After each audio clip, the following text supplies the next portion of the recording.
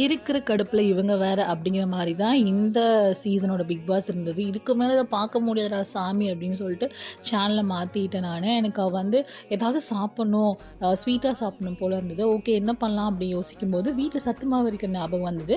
சரி ஓகே அதை பண்ணலாம் அப்படின்னு சொல்லிட்டு வந்துட்டேன்.